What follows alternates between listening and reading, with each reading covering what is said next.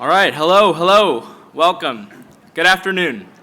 My name is Elias Aguayo, and I am a CHCI Public Policy Fellow in the Office of Congressman Paul Tonko. I am delighted to be here today for this panel discussion titled Latinos and the Clean Energy Transition. As our nation faces the urgent need to reduce carbon emissions and mitigate the disastrous effects of climate change, the transition to a clean energy future has become imperative. This transition, while challenging, has the potential to offer economic growth, entrepreneurship, and job opportunities to our community who has borne the brunt of climate change for generations. On behalf of CHCI, I would like to thank our sponsors, Entergy, Exelon, Union Pacific, and Honda North America for their generous sponsorship of today's session. Now, it is my pleasure to introduce Jennifer Thomas from Honda North America to provide brief sponsorship remarks. Ladies and gentlemen, Jennifer Thomas. Hello, everyone. Good afternoon. Good afternoon. On behalf of everyone at Honda, it's an honor to welcome you to today's panel discussion on Latinos and the clean energy transition. As a Latina, I am particularly proud that Honda continues to serve as a sponsor of the CHCI annual conference. It has proven to be a catalyst for meaningful conversations, and I'm sure that today's discussion will be no different. At Honda, we recognize the importance of providing platforms for the Latino community to come together and share ideas on key issues of importance. The transition to clean energy is an especially important topic to examine and one that is directly related to our own mission. The auto industry has a critical role to play in reducing its environmental impact. At Honda, our goal is zero environmental impact. We're working towards complete carbon neutrality across all of our products and all of our operations. This includes a vision of 100% electric vehicle sales by 2040. And we recognize that equity is paramount to the shift to electrification and a challenge that we must address as an industry. Honda is already exploring efforts to expedite the availability and accessibility of affordable EVs. We're also conscious that with the transition to cleaner fuels, responsible and sustainable sourcing is paramount. Along with the electrification of our products, Honda is prioritizing the use of clean, renewable energy and resource circulation. This means reusing and recycling all of the materials in a product at the end of its life to avoid using additional finite natural resources.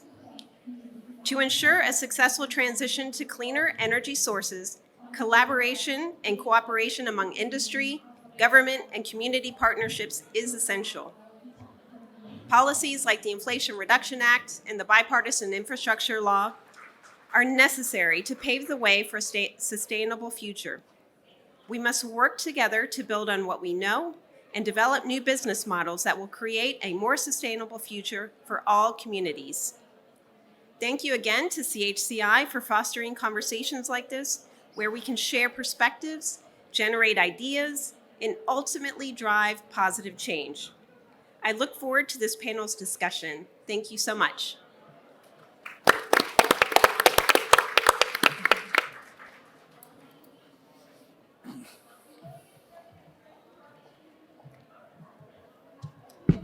Thank you, Jennifer, for those remarks, and thank you again to Honda North America for sponsoring today's panel.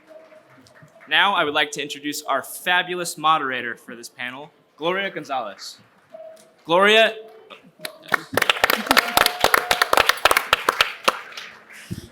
is the Deputy Energy Editor at Politico. She joined Politico in February 2021 after more than 2 decades writing, reporting, and editing stories about energy and the environment, healthcare, and workplace safety. She has covered incredibly consequential events from climate talks to OPEC meetings. Please join me in welcoming Gloria Gonzalez. Great. Well, first of all, thank you all for coming. I know this is a fantastic event, and we're really happy to have you join us for what is going to be an engaging conversation about Latinos and the clean energy transition. I've been covering clean energy and climate issues for 25 years, and I can honestly say this is the most exciting time to be covering this particular topic because there's so much going on right now. We will try to cover as much of it as possible. But first, I just want to say thank you all, and thank you to CHCI for having this event, and to our sponsors for supporting this event. As is just referenced, electric vehicles, there's a lot going on, renewable energy, carbon capture, there's a lot of different things we can talk about. And so let's get into that a little bit. First, I'll start by having my panelists introduce themselves. We'll start right here on my left with Zach Valdez from the Department of Energy. Yeah, thank you, Gloria, and thank you to CHCI for sponsoring this. I'm Zach Valdez. I'm the Chief of Staff of the Manufacturing and Energy Supply Chain Office at Department of Energy. Just an introduction? Yeah, just a brief introduction. Good afternoon to everybody. I'm Dave Velasquez. I'm Executive Vice President at Exelon Corporation, in charge of utility operations and technology. Very excited to be here and looking forward to the conversation. Good afternoon. I normally introduce myself as Eli, but with this crowd, I'd rather introduce myself as Eliezer Villamontes, President and CEO of Entergy Texas. Good afternoon. I'm Wes Lujan. I'm Assistant Vice President of External Relations for Union Pacific, based here in DC. Great. I think we'll start out, first of all, talking about a little bit about what the clean energy transition actually means.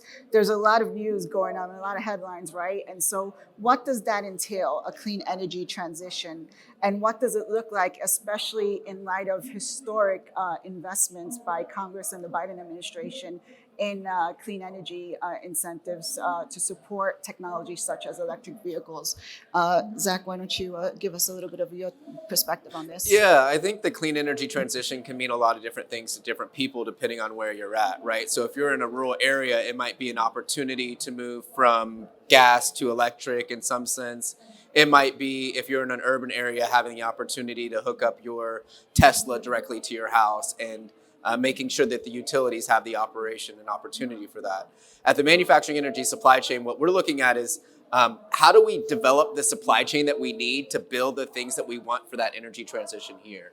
So when we think about batteries, when we think about windmills, when we think about solar, traditionally, where have we received those resources? Where have we built those things and just shipped them here?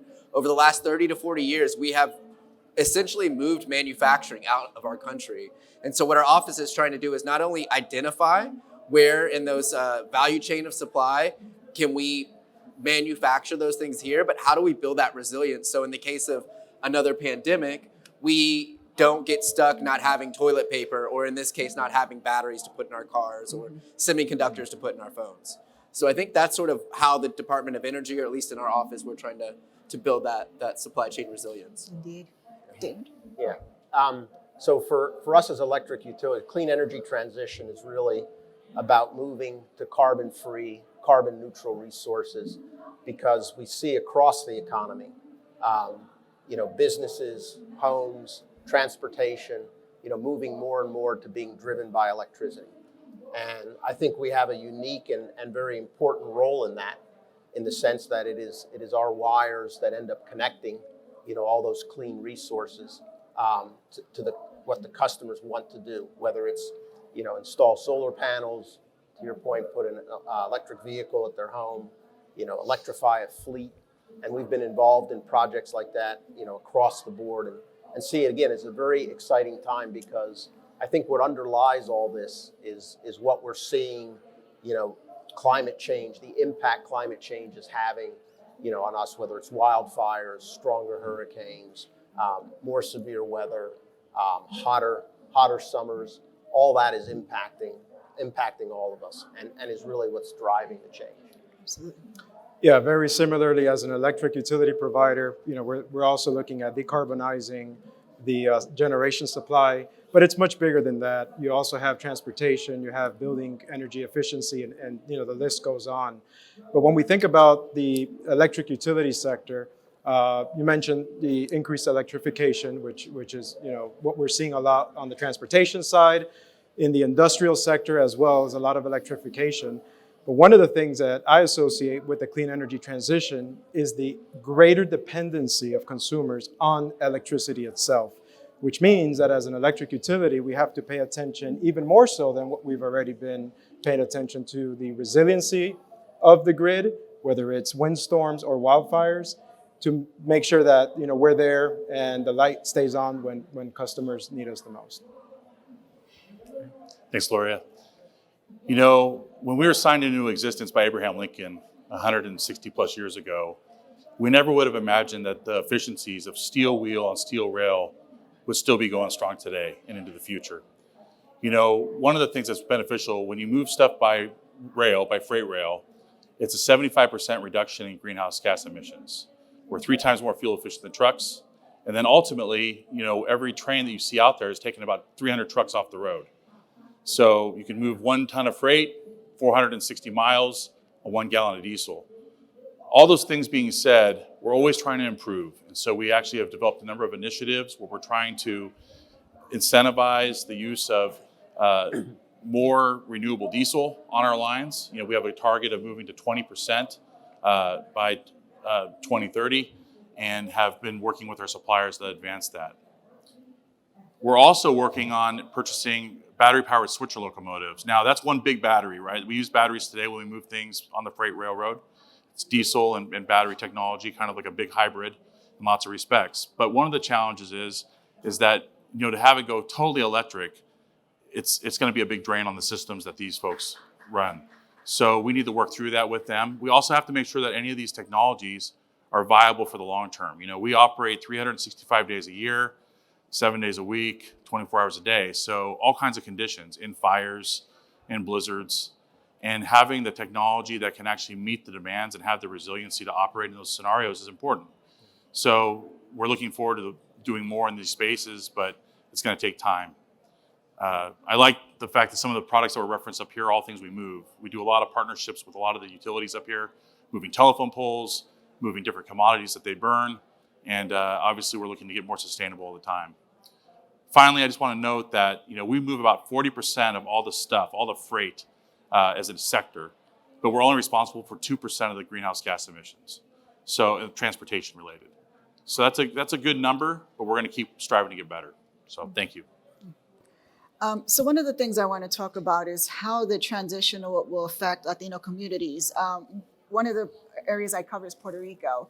And Puerto Rico, as we know, deals with a notoriously unreliable power grid. Just a year ago yesterday, Hurricane Fiona, in a glancing blow, knocked out power across the territory. And we see, maybe it's not to that extreme, but we see situations like that in Latino communities. So how does this clean energy transition address those communities and perhaps attend to some of those issues that we are seeing in Puerto Rico and other communities, Latino communities? Yeah. So I think there's first direct impacts. I think one of the things in general for communities of color are often under-resourced, more so underserved than the rest. And it's also where, from an environmental justice perspective, I'll say, the air quality often tends to be poor. So you have the health benefits as we become cleaner, whether it's in transportation, heating of homes, heating of businesses, et cetera. Certainly a very positive impact. The other side of it, though, is often, the housing stock there is much older, much less energy efficient. So you have the double kind of impact as well, that those customers have to use more energy, whatever form they're using. So as we think about the transition to clean energy, I think we have to be really focused as well on the affordability and the equity across all of our communities. Often when I talk about sustainability, I tell people if it's not affordable, it's not sustainable. Mm-hmm. So think about that for a minute. If it's not affordable, it's not sustainable. If we're going to move to a clean energy future, we have to figure out a way to make it affordable for everyone to participate in that, for all the communities to participate in that. And I think that's a really important consideration that sometimes in policy discussions doesn't come to the forefront. And there's a lot as we get into this conversation also to talk about as a company, and I know as an industry, we're doing an awful lot as well as we make this transition, as it creates economic development, opportunities for jobs, education efforts in the Latino communities, very, very active in making sure that the opportunities that this presents are also available to everyone. Anyone else? Yeah, there's a couple of things that come to mind, piggybacking of what was just mentioned. When I think about the one of the epicenters of where I see the clean energy transition taking place, I see it in my backyard in Southeast Texas, where you have the Golden Triangle consisting of Port Arthur, Beaumont, and Orange. And it's one of the largest industrial corridors, not only in the nation, but in the world. And when you think about the folks that live in that community, despite big companies and all the industrial horsepower that's there, we have 1 out of every 4 residents that are below the poverty line. So that to me means that there's something fundamentally wrong when you have so much industry and economic growth, yet there are folks that are still not able to share in those opportunities. So that's where I see the clean energy transition, the incentives and grants that the federal government is providing, with the requirement of having the Justice 40 aspect included in those funding opportunities. And I think that's important because it directs a specific amount of benefits, 40%, to those disadvantaged communities. And I think as folks here, right, our companies and the folks that work in our companies seek to make those investments, to go through the clean energy transition, that we're thinking about where those investments are taking place and understanding the opportunities that it can create for the residents and the community that are nearby that investment. Indeed. Zach, it'd be interesting to get your thoughts on Justice 40 and how you see it playing out as you implement some of these historic investments in clean energy and climate initiatives. Yeah, Elixir really stole my thunder there. But, the administration put out 40% of all investments need to be helping disadvantaged communities, which David sort of alluded to, right? And so what we're trying to do is not only make sure that when a company invests in a new project at the Department of Energy, that they're considering that, but how do we bring awareness and access to the Hispanic community so they're the ones that are creating the projects, right? Because they know their communities better than anybody else. And what I think we're trying to do is just build more awareness that these projects exist. And then we also have something at the Department of Energy called technical assistance that can help those smaller, medium-sized groups have a better chance at applying to funding that traditionally they haven't been thinking about. So we're really focused not only on the benefits being provided to the community, but also the community taking part in developing that project so that it benefits the community as well. And to give an example of that, as a company, we've applied for a number of IIJA grants, and in fact, under the Middle Mile program, have received $30 million, which we're going to use to create fiber networks, kind of the middle mile, and a lot of that is going into, I'll say, underserved communities. We can use it for our own uses, but at the same time, use it as well, the extra dark fiber, to provide and help the digital divide and help bring internet access to everyone. But to your point, we've applied for 10 grid infrastructure grants, and we've partnered with over 100 community organizations as we've done that, right, to your point, really to get the community voice to understand what it is the community needs and wants in those. And I think with that, just to add one more thing, I know I'm off script here, having information in the proper, having the language accessibility, putting things out there in Spanish, right? And I think the DOE has done a fantastic job. When I reviewed your website, you have all the information out there in Spanish. And I think corporations, there's many organizations that can do the same thing to make sure that accessibility is there. So the same folks that we're targeting, they have the ability to see the information and then do something about it. So I just wanted to add that in there. You bet. One of the challenges being such an old company, I'll just say seasoned company. A lot of communities grew up around the railroad. And one of the examples of that is in Chicago. And so when I think about public-private partnerships that we're talking about with infrastructure investment, I want to call it the CREATE program. And one of the things that was good about Chicago is that it was a hub for all the freight Class 1 railroads.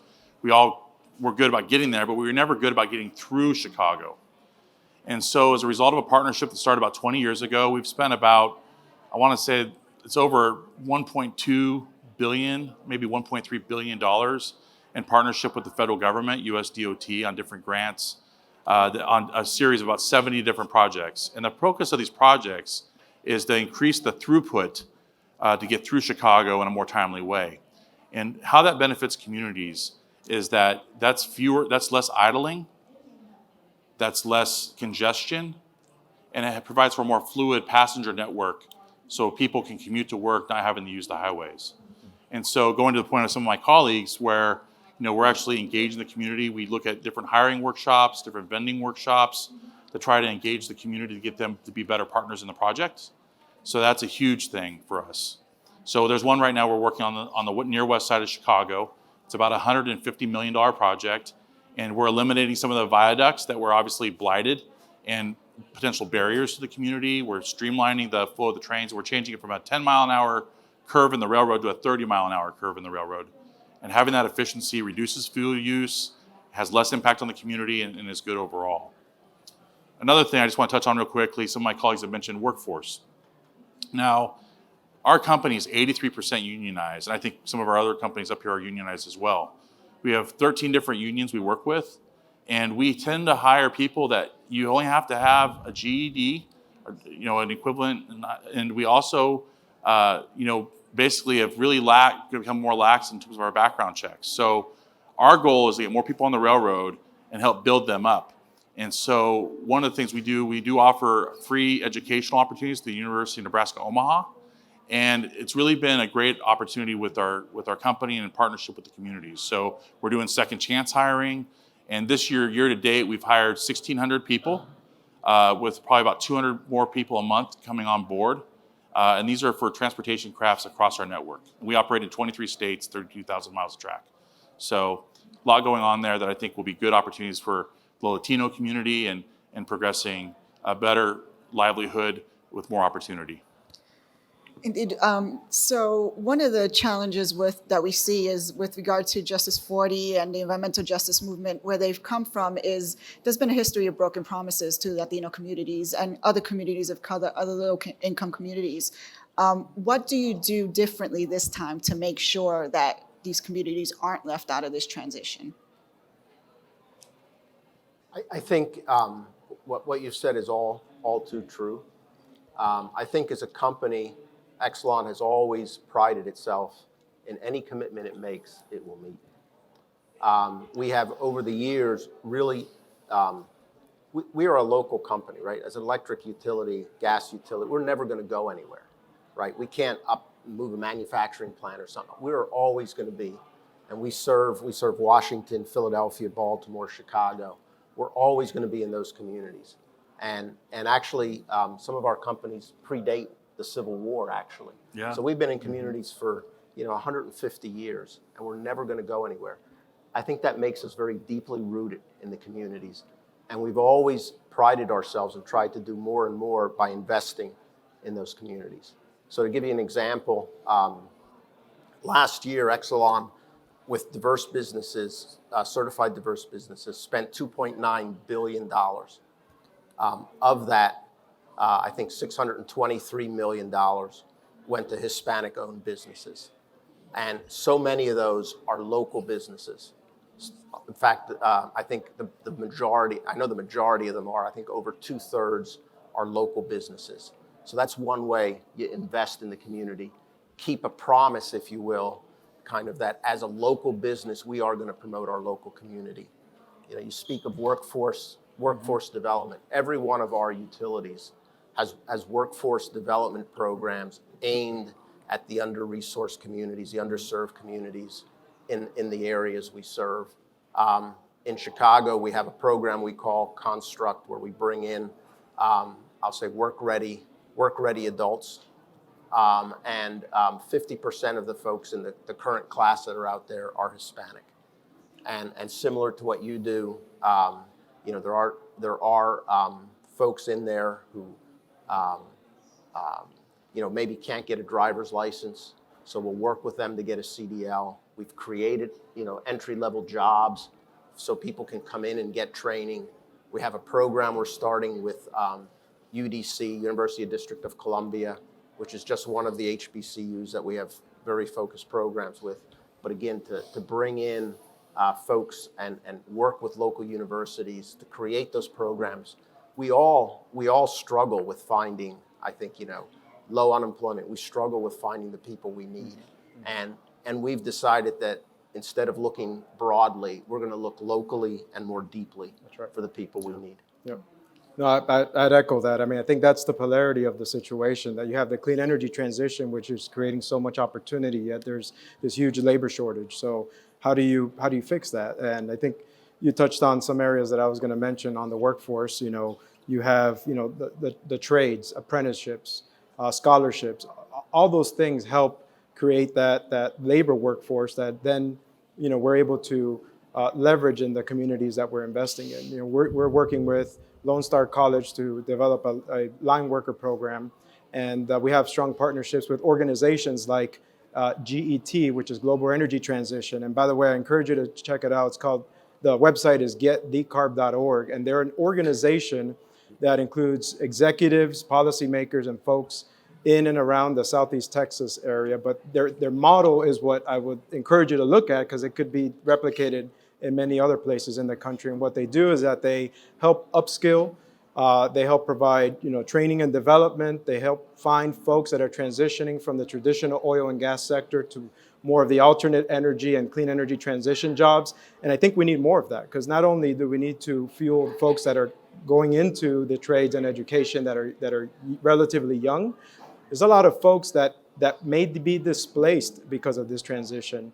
And how do we get those transferable skill sets and experience and refocus it so that we're able to fill in the clean energy jobs that we know will continue to grow? The number one fastest growing job is wind tech jobs.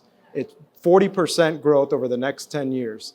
Then comes nurse practitioner, then data scientist, and the list goes on. But the number one fastest growing job in America is a clean energy job. Yeah, and I just say really quickly, along the lines of what the other gentlemen have mentioned, but really engagement. We're not always going to agree 100% with the community on different initiatives or concerns they may have some different perspectives, but we're always going to be there, and we're always going to show up, and we're going to be partners to the best extent we can. So I think that's one of the things that's changed, I think, more in recent years, where the railroads had tended to be, or at least my company had tended to be, more the quiet company. People would see it right away in their community, and they didn't know how to engage engage that company. It was a huge line going through their space, and they were impacted by our operations or our yard operations. They didn't know. So now what we're doing is we're having a more robust partnership with communities, with local governments, with community organizations, really trying to figure out what the needs of the community are, and then seeing how we can partner with them where appropriate. Indeed. I'll just say we have a program that's been around for 40 years. I don't know how many people here have heard about it. It's called the Industrial Assessment Centers. It's four-year universities that take students in those colleges, universities, four-year institutions, and put them in a manufacturing facility to learn hands-on how to reduce the energy efficiency. What we're doing now is we're expanding it to two-year community colleges, apprentice traineeship programs, and union traineeship programs, because we realize that we can't all go to four-year colleges, right? Sometimes it's just not accessible. But I think what it also does is it lets those two-year colleges identify where they can reduce their energy. And so it provides more access, awareness, and opportunity. I think that's ultimately what we're talking about here is when we're giving a project funding, we really want to make sure that community is involved, and who knows how to best leverage that funding than the people in those communities. And so as we think about building accessibility in education, I think that's going to be one of the first ways that we can really help make sure that nobody's left behind in this transition. Indeed. And I just want to reinforce that point, because I think that's a very important point. Folks, when you're in a position of influence, you can help push those priorities. If you want to focus on disadvantaged communities, Latino population, African American, whatever it is. And what we find is that Hispanics have the lowest rate of bachelor's and above in terms of their graduating degrees, right? So why is that? And if you keep going back to what are some of those reasons, it comes down to two things. One, they don't have the time because they have to work to support the family, or two, because they just they don't have the financial, to be able to support going to college. So if we can help address that, scholarships, support, whatever the case is, it helps push things further along so we can have more folks in influential positions that then helps the overall Latino community. And I think I was in New York at another utility giving a talk, and it was like, if you can't see it, you can't be it. When I like walk down those stairs, like I've got chill bumps because it's one of the only conferences where you come in and you see people that look like you everywhere, right? When I'm in New York at an investor community, I don't see that, right? Yeah, so I feel like I'm home. But you know what? It's also on us to make sure that we go out and we tell people like, yes, I am a chief of staff at the Department of Energy. This is what I do, so that the next generation doesn't have to work as hard as I did to get where I'm at. And I think that's another part of not making sure that people aren't left behind. Absolutely. And we've actually seen it in communities when I talk to folks, maybe in high school, and talk to them, let's say in DC, Pepco's the local utility, and you talk to them about getting a job at Pepco. So often it's like, well, I never even imagined I could work at that company, right? And to your point, it's helping people see beyond kind of what they normally see beyond what they think the limits are, because there really aren't limits. Indeed. We're going to open it up to Q&A in a couple of minutes, so I think there's going to be a microphone going around or in the back. So, yep. But I just want to ask about the obstacles to the clean energy transition and the clean energy transition, particularly in Latino communities. What are those obstacles and how do you go about addressing them? I'll just say one of the ones that we have is taking time to think thoughtfully about what you're trying to accomplish and leveraging sort of your network and building a business plan. When we think especially about the small, medium manufacturers, they are so wrapped up in making something that they never take time to think about, if I want to grow, what do I need to do? Who's my banker? Who's my supply chain? These are all things that when you get to that federal level, we need to know these things. And so if you're just making a product one at a time, that's great. And that's why Latinos have been growing. They're the fastest growing Latinas, actually. So kudos to y'all, right? Fastest growing business segment, right? And we have, Latinos as the largest growing population in the United States. And now we have wind turbines potentially being the largest growth in jobs. But what we don't have is that sort of that next level thinking about like, what is the next step, and making sure that we take time to step away from what we're doing to understand a very holistic process for what it's going to take to move forward. Yeah, I think we've touched on some of it already from, I'll say, a utility or a supplier to the community. You know, it's about how do we supply chain continues to be an issue. How do we make the right investments? But from a community perspective, I think it's how do we keep this, I'll say, affordable so that everyone can participate? How do we make sure that as this sector, the clean energy transition occurs, how are the opportunities that being presented to all the communities that we serve and not just some? So those are a couple.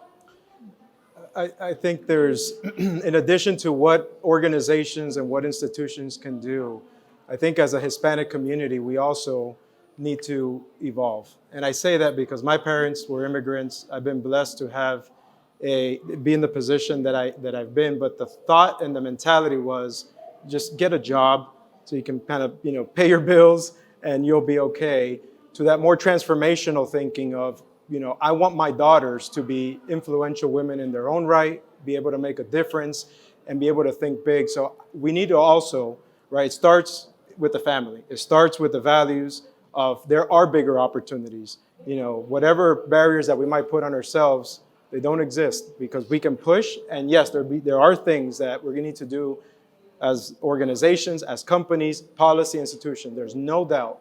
But I also think we need to push ourselves as a community and discover the art of the possible. Okay. Can you please identify yourself and state your question? Yes, my name is Arturo Montoya. My question deals with hydrogen energies, renewable energy. Currently, one of the universities of California is doing research on blending with natural gas. Is hydrogen being considered or even talked about as a means of replacing natural gas for renewable energy? Thank you. Absolutely, yeah. And I can speak from firsthand experience. We're actually building a plant in Bridge City, Texas, a 1,215 megawatt combined cycle power plant, state of the art. Will be the most efficient technology in the world by the time that it's built. And it's designed to co-blend hydrogen. Now, there's still technology that needs to mature to get from just the blending. Right now, it's about 30% blending to ultimately be powered by hydrogen. There's no question that is a cleaner alternative in terms of where you're burning the hydrogen, in this case, the power plant. But what hasn't matured yet is all the transportation and logistics to get the hydrogen from its source point and the emissions that might be created at that source point all the way down to the point where you're actually going to burn the hydrogen. We see that market maturing. We see that as, we see the opportunity of the economics to improve, where it could compete with natural gas. Right now, one of the benefits is having that dual fuel capability. So if you are constrained with natural gas and you have an extreme weather event, then you can resort to hydrogen. But I think from a clean energy standpoint, we definitely see it as a path. It goes back to, there's all sorts of technologies that we look at. We're agnostic to technology, right? It has to be affordable, going back to the point made earlier, reliable, and then has to have the clean aspect of it. So whether it's advanced nuclear, whether it's hydrogen, whether it's offshore wind, geothermal, the list goes on, we have to remain agnostic to make sure that we're looking at the best solution for the problem. And I'd add as well, when you think about, so we also act as a natural gas utility serving residential and commercial customers in several large cities. And as part of that as well, we actually have some pilots going on where we're blending hydrogen. And again, there are technologies, metallurgical issues, pipes and stuff you have to worry about. How does it impact the end use appliance, whether it's commercial or home? But a lot of research has been going on into that, whether it's, pipe coatings, different orifices. There's a whole bunch of research. So it is really high on the list because I think folks see that as we try to become cleaner, hydrogen will allow us to utilize, again, this gets back to affordability, an affordable way for our customers, cleaner energy. And there's also a duration benefit.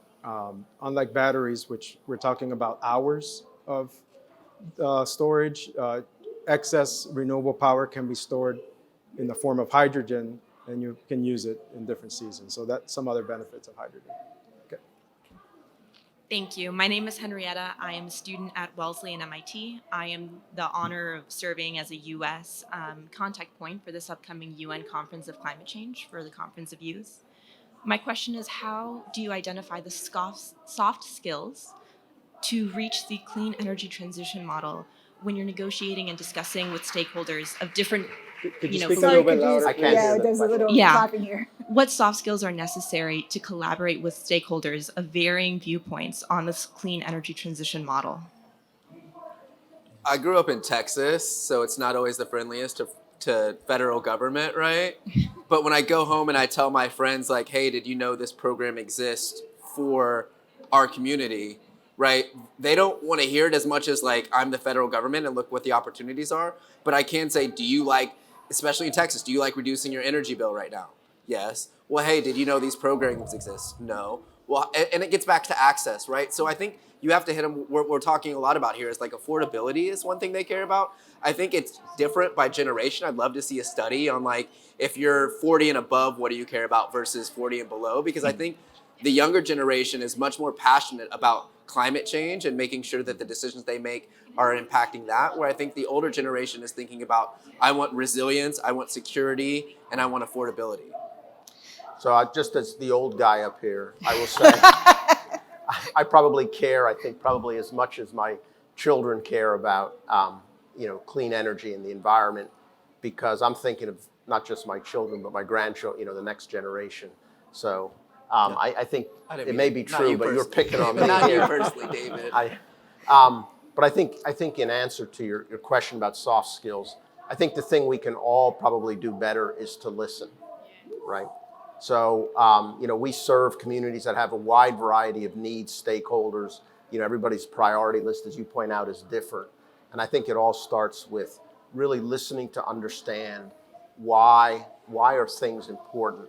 Because sometimes I think you find that they are related, right? So, we talked about jobs. There's communities here in DC, when we go out to speak to the local communities, jobs and economic opportunity is number one on their list. But that's not divorced from, clean energy transition, the clean energy jobs. helping to bring clean energy to their communities as well. So I think making those connections for people is helpful, but I think it all starts with listening. Just so that we can get to as many questions as we can. Hi, I'm Annie Donovan. I'm the CEO of RASA Development Fund, and we are a support corporation to Unidos US. And Unidos US has affiliate members, and they're at the community level, at ground level, doing a whole array of things. So they're the trusted partners. We are a community development financial institution, and the reason I'm speaking is because CDFIs are the best kept secret in America, so I'm trying to get it out. Because I can tell that all of you panelists understand the need to connect at the community level. And I'm just here to tell you that there are vehicles like us, like RASA Development Fund and 1,400 other CDFIs that are already leaning into this. So we have the connections in the community. They've been there for 20 years, 30 years, some 40 years. And we are looking at, partly thanks to the IRA and Justice 40, we're leaning in on climate. We're leaning in on the transition. We are thinking about the last mile. What are the jobs that are going to be Do you have a created? question that you want to ask? I don't. I just Okay. want to. Yeah, I just there are want to other let people people behind know, yes, that we exist, so you don't have to Thank you. invent that link. Thank you. Thank you. Appreciate Thank it. you.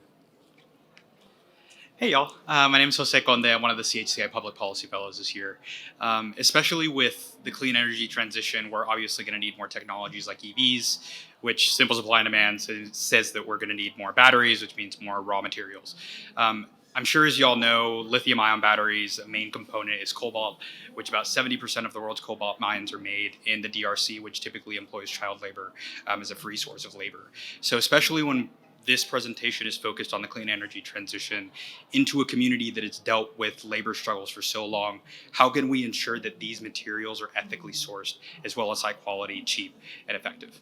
Yeah, addressing labor and human rights issues. Yeah, absolutely. So I think that's a diplomacy measure that we're consistently working on, right? We're not going in there. I think we're working on it now, right? The president just met with Vietnam to identify like what are ways that we can leverage an exchange of resources for technology. So in the case of DRC, and we don't have this currently working, but in what ways can we provide safe mining practices and technology so that they don't have to, they can still sell the resource, right? They can get more of the resource with less of the safety concerns.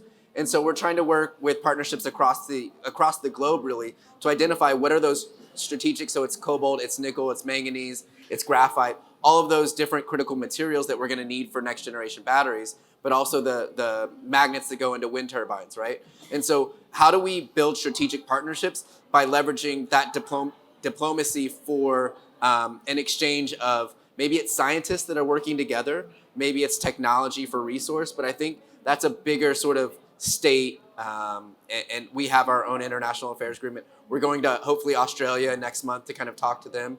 So I think it's something we're constantly working at, but we'll keep moving forward. Thank you. Good afternoon. My name is Julio Chavez. I'm currently an undergraduate student at the University of Mexico, and I'm also interning at Sandia National Labs. My question for you all is, what are your guys' organizations doing to help the Latino community take advantage of all the tax credits and all the energy cost savings associated with the renewable energy? Our office is in charge of the 48C tax credits, right? Investment tax credits.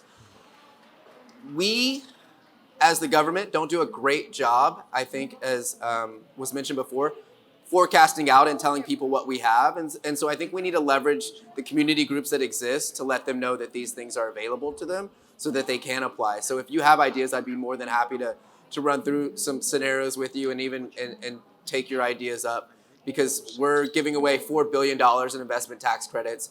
We have 45X, that's a production tax credit. We have 30D for cars. So there's multiple tax credits. And if you're just a normal person on the street, like those are just letters and numbers that you have no idea, right? Should I buy an EV? Should I lease one based on how much, resources are domestically sourced? So those are things that I'd be happy to sort of spitball off with you and figure out a solution. Thank you. Buenas tardes. My name is Jose Niño. I'm an environmentalist. I'm here with Great Lakes Soltex. We're working on building a factory to do solar panels in Puerto Rico. Thank you for all the work you do. question is, where's the money? I mean, we come here time and time again. We love you guys in the government. We love you guys in corporate America. We're 20% of the community or of the whole country. We like to see 20% of the monies that you invest and 20% of the contracts that you do to come to us. So how can we help you to help us to get those monies from grants and to get those monies from the investment that corporations make in our communities, or when you invest in other communities, so like when you came here to buy Pepco, when you moved out of your area, corner of Texas to the next place to buy, or how Pacific went from one state to another and buy. We are looking to be your partners. How can we do that and partner with you so that we make our investment on $200 million worth of investments that we're doing right now? Great question. I had spoken earlier about, at Exelon, tremendous commitment we have to looking to local diverse suppliers. And as I said, we had spent over $2.9 billion, and of that, about 30%, I think the $623 million was in Hispanic or with Hispanic businesses. And we're continuing to look for those opportunities, where we can expand the relationships we have and forge, new relationships. We're also looking at we've created a racial capital equity fund where we're looking to invest in minority businesses, again, not managed by us, managed by a third party, to help small businesses, local businesses continue to grow, not just to do business directly with us, but help the community. So, wherever we can make those investments, wherever we can partner, we're looking forward to those opportunities. Jose Perez, I'm the president CEO of a group called Hispanics in Energy. We've been around for 12 years, and our mission is to get more Latinos into the energy sector, all the above. And we're national. We operate in 23 states. And I'm very delighted that we have so many friends up on the panel and that CHCI is making an investment in educating our community. I recently spoke to the Naleo group at their national convention in New York City, and the room was filled with mayors and city council members from all over the country. And when I asked the question, who has heard of Justice 40? Out of this full room packed with all these very important local people, there were only 3 hands that went up. And so what it tells me is that all the resources that we're putting out to basically invest in this energy transition, that even our leaders have very little knowledge. And so I guess the question is, well, there's 2 questions. The first question is, what is the energy industry doing to educate Latino elected officials about Justice 40 and the opportunities that are before you? If we talk about hydrogen, for example, I guess pretty soon now they'll be making announcements on the Hydrogen Hub grants.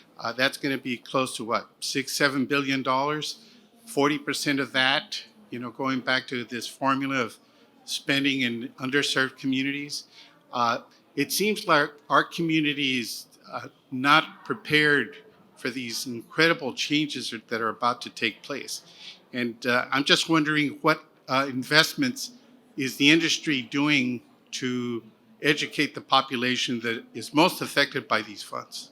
The second question, and it's kind of tied to that because it's workforce.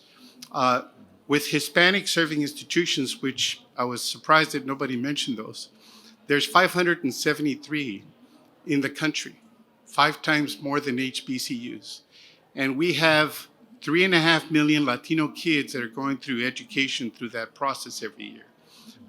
Somehow the industry and our friends, even in DC, seem to not recognize that we have such an incredible, valuable asset right there that, so the question is, what can the industry do to improve their relationship with Hispanic serving institutions? I mean, I think we can do a better job. That's the answer. We can do a better job, at least personally and professionally.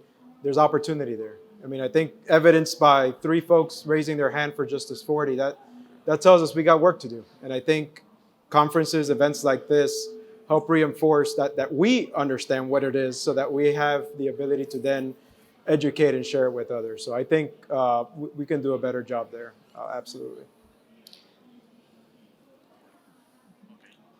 Hi, everyone. I am Ezequiel Altamirano, a human resources business partner at Siemens Energy. So my question to you guys is, you mentioned before this talent scarcity in the market. So my question is, why do you think we are going through this talent scarcity and it's being more and more difficult to attract young talent in this market? And then maybe for David and Eliezer in particular, in that case, what makes or what do you think that makes your companies different against others in the industry when given that scenario of, being more and more difficult to attract young talent? Thank you. I don't think we have a talent scarcity. I mean, Jose just mentioned that there's 540 HSIs, right? You multiply that by the largest growing population in the United States, and Hispanic and Latino students increasingly going to college, right? What I think we need to do is start matching what the industry needs are with what colleges are teaching. And so that Industrial Assessment Center's program is doing that, right? Because I went and got an engineering degree. It wasn't until I got my first internship well into my senior year that I actually was doing work, right? And then when I went to grad school, I worked in geosciences. I was sitting in graduate classes, I was in the lab, but it wasn't until I worked for a company over the summer that all those things started catching on real quick. And so it's making that once again, maybe it's a public-private partnership between institution and corporate America, right? But we need to do a better job of connecting students to the work they're going to be doing rather than teaching to a formula, to something else like that. Because in my experience, that doesn't help me when I get out in the real world and I have real world problems and timelines and time management. So that would be my experience. I would say, in addition to college degrees, we need to invest in trades as well. Line workers, wind technicians. It's a combination. It's not just the college degrees. There's a lot of work that needs to take place in the clean energy transition. So we need to invest there too. Okay. And I think that it is an exciting time, and we need to continue to tell that story. This is, has always been a very slow-moving industry, and I think that has changed, right? We are now on the forefront of addressing, I'll say, our most critical issue around climate change, right? As utilities and energy companies. That should be exciting for people. And we need to tell that story to get people excited. We have very cutting-edge technology we're using. There's cutting-edge jobs, and we just need people to understand that better, I think. And I see we have one more person at the mic. Thank you, Gloria. And gentlemen. Could you speak a little bit louder, please? Yes, absolutely. Sorry, the feedback here sounds a little loud for me. My name is Winter Snitz Meza. I work for Turn Forward, a relatively new startup focusing on growing offshore wind, American offshore wind, into large scale. And so I'm relatively new to clean energy. Was working for League of United Latin American Citizens before this. So I'm just learning a lot about the industry, the offshore wind universe, renewable energy, et cetera. Zach, I'm curious what DOE is doing to help onshore. Of course, we know a lot of wind turbine components and technology we're having to outsource to Europe, et cetera. And so, yeah, I'm curious how we can help and partner to help onshore that emerging technology. That's question number one. Question number two is a little more disparate, and I would say for the entire panel, and has to do with, on the subject of the clean energy transition and the 2024 elections just around the corner.